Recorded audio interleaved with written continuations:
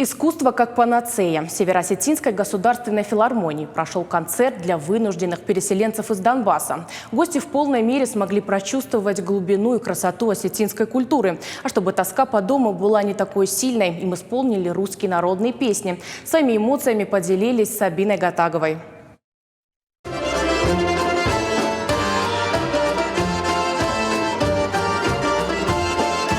Каждая песня здесь создает особое настроение, заставляет то грустить, то радостно подпевать артистам. Чем-то они слышат впервые, да еще и в живом исполнении ансамбля. София Шабатко очень любит музыку, в родном городе часто ходила на концерты. Так ближе удается познакомиться с культурой разных народов. Вот и в этот раз осталась под большим впечатлением. Композиции очень яркие и красочные. Мне все очень понравилось. Представила, как я была с родными, как мы отдыхали вместе. Переживали и сами артисты. По их словам, это особая ответственность. Очень важно отвлечь ребят и подарить им положительные эмоции.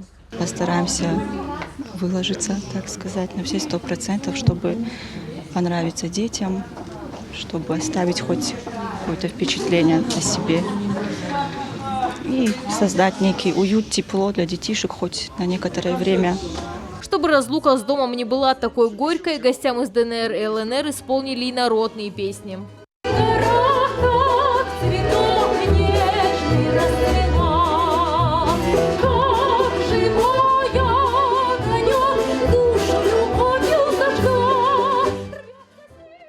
Жители Донбасса долгое время оставались отрезанными от обычной жизни, поэтому необходимо, чтобы они почувствовали себя абсолютно счастливыми и забыли обо всем, что с ними произошло.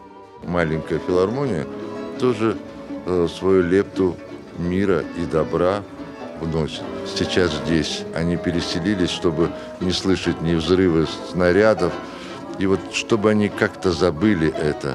Просто немножко радости принести этим детям, которые пережили столько, сколько другие даже в книгах не читали. Зрители тепло встретили музыкантов, долго аплодировали и благодарили за выступление. Сабина Гатагова, Хета Гапоев. Новости Осетии.